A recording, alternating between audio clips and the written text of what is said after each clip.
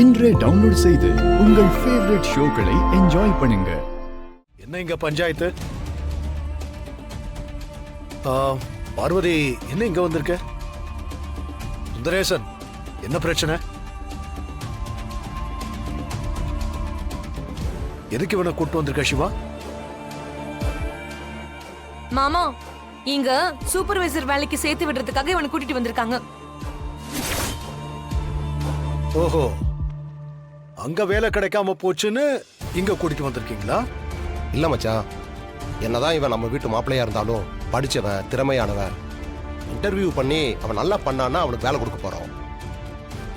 ஆமாண்ணே, இன்டர்வியூல நல்லா பதில் சொன்னா வேலை கொடுப்போம், இல்லனா அனுப்பிட போறோம்.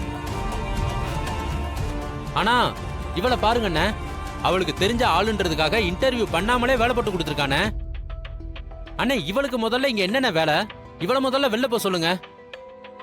மாமா, கோவிந்த் நல்லா படிச்சிருக்காரு, ரொம்ப திறமையானவரும் கூட. திறமையான பையன்னு உனக்கு எப்படி தெரிஞ்சது? சொல்லு, திறமையான பையன்னு எப்படி தெரிஞ்சது? இன்டர்வியூ பண்ணி தான் வேலைக்கு எடுக்கணும். சுந்தரேசன் ஐயா, இவங்க ரெண்டு பேரையும் கூட்டிட்டு போய் இன்டர்வியூ பண்ணுங்க. யார் நல்லா பதில் சொல்றாங்களோ அவங்கள வேலைக்கு எடுத்துக்கலாம். சரியா?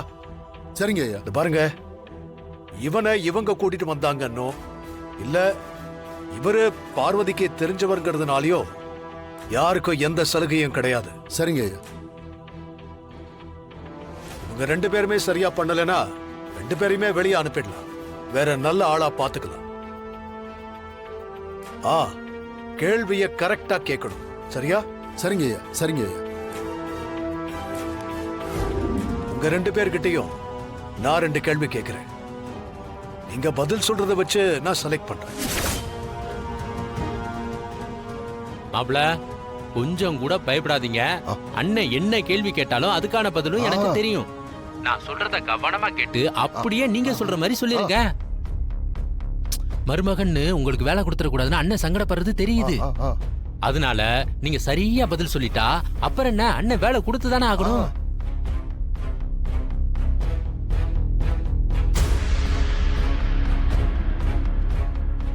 ஹலோ மாப்ள, ஹலோ மாப்ள.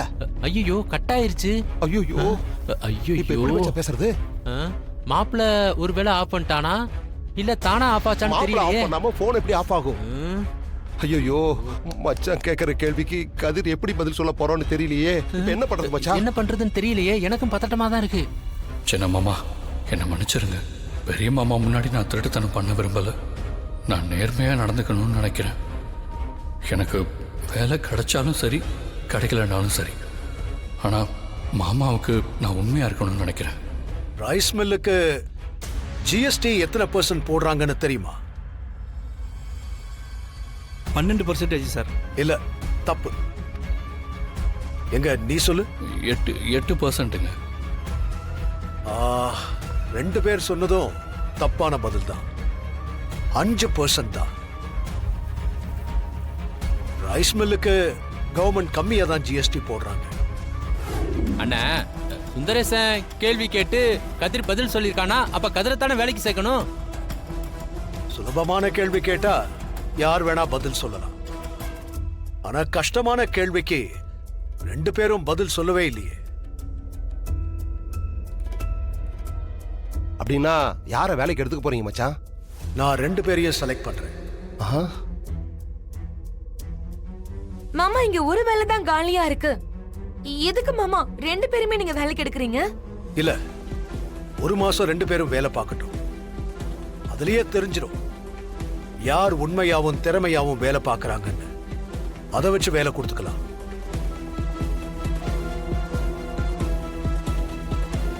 சுந்தரேசன், சொல்லுங்க ஐயா. ரெண்டு பேருக்கும் அப்பாயின்மெண்ட் லெட்டர் கொடுத்துருங்க. சரிங்க ஐயா. ரெண்டு பேரும் இங்க ஒரு மாசம் வேலை பார்க்கட்டும். எப்படி வேலை பார்க்கறாங்கன்னு பார்த்து எனக்கு ஒரு ரிப்போர்ட் கொடுங்க. சரிங்க ஐயா.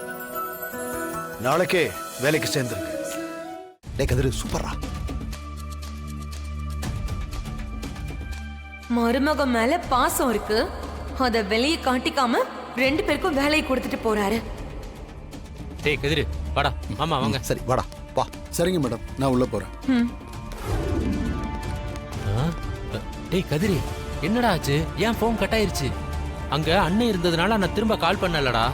இல்லை மாமா, நான் தான் ஃபோன் ஆஃப் பண்ணிட்டேன். டேய், ஏன்டா ஆஃப் பண்ண? நீ மட்டும் ஆஃப் பண்ணாம இருந்திருந்தா அண்ணன் கேட்ட எல்லா கேள்விக்கும் நான் பதில் சொல்லிருப்பேன்ல. அதை கேட்டு கேட்டு நீ பதில் சரியா சொல்லியிருந்தா உன்னை மட்டும்தானே நேரம் வேலைக்கு எடுத்திருப்பாங்க. இல்லை மாமா, சுந்தரேசன் சார் கேள்வி கேட்டப்போ கூட எனக்கு சங்கடமாக தான் இருந்துச்சு. இருந்தாலும் நீங்கள் சொன்னதுக்காக சொன்னதெல்லாம் கேட்டு நான் பதில் சொன்னேன். ஆனால் மாமா முன்னாடி என்னால் திருட்டுத்தனம் பண்ணவே முடியல. எனக்கு வேலை கிடைக்கலனாலும் பரவாயில்ல, மாமா முன்னாடி உண்மையை மட்டும்தான் சொல்லணும்னு நினச்சேன். அதனால தான் ஃபோன் ஆஃப் பண்ணிச்சேன்.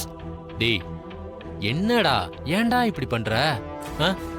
நம்ம மில்லுல உன்னோட வேலைக்காக சின்னதா ஒரு பொய் சொன்னா ஒன்னும் பெரிய தப்பு இல்லடா. பொய் சொல்லணும்னு முடிவெடுத்ததுக்கு அப்புறம் சின்னது என்ன பெருசு என்ன மாமா? அதெல்லாம் தப்பு.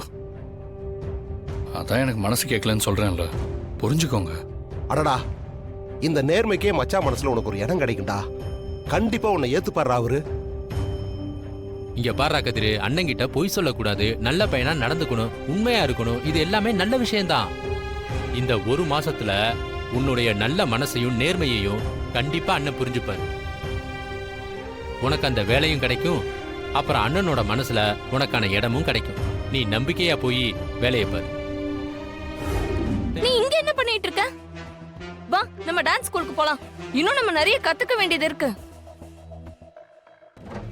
என்னம்மா இங்க வந்து கலாட்டா பண்ணிட்டு இருக்கீங்க? எங்க பிள்ளைங்களை எதுக்கு கூப்பிடுறீங்க? உங்க ஸ்கூல் வேண்டான்னு தானே இங்க வந்து சேர்த்திருக்கோம். அப்படியெல்லாம் பாதியில விட்டுட்டு போக முடியாது. என்கிட்ட தான் முழுசா படிச்சு ஆகணும். அதெல்லாம் நீங்க சொல்லாதீங்க. ஏய், வாங்க நம்ம ஸ்கூலுக்கு போலான்னு சொல்றேன்ல. வா வா. ஏய், யார் நீங்க? நீங்க பாட்டுக்கு உள்ள வந்து இங்க இருக்கிற குழந்தைங்களோட கையெல்லாம் புடிச்சு இழுக்கிறீங்க. என்ன ரவுடித்தனம் பண்றீங்களா? ஏய்,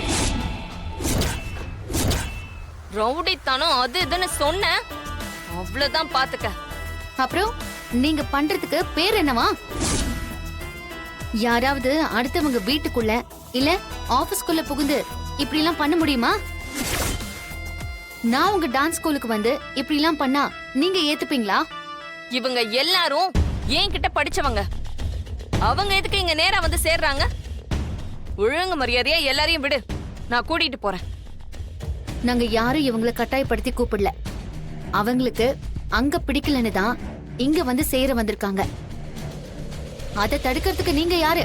இங்க பாரு, நான் உன்கிட்ட பேசுறதுக்கெல்லாம் இங்க வரல. நான் என் பசங்களை கூட்டிட்டு போக வந்திருக்கேன், அவ்வளவுதான். இப்படி எல்லாம் அராஜகம் பண்ணா நாங்க பாத்துக்கிட்டு சும்மா இருக்க மாட்டோம். ஏய், உனக்கெல்லாம் பரதநாட்டியத்தை பத்தி என்னடி தெரியும்? இந்த பரதநாட்டியத்துக்காக என் வாழ்க்கையை அர்ப்பணிச்சவனா. இந்த டிஸ்ட்ரிக்ட்லயே என்ன மாதிரி நாட்டியம் சொல்லி கொடுக்கவோ இல்ல ஆடுறதுக்கோ ஆளே இல்ல.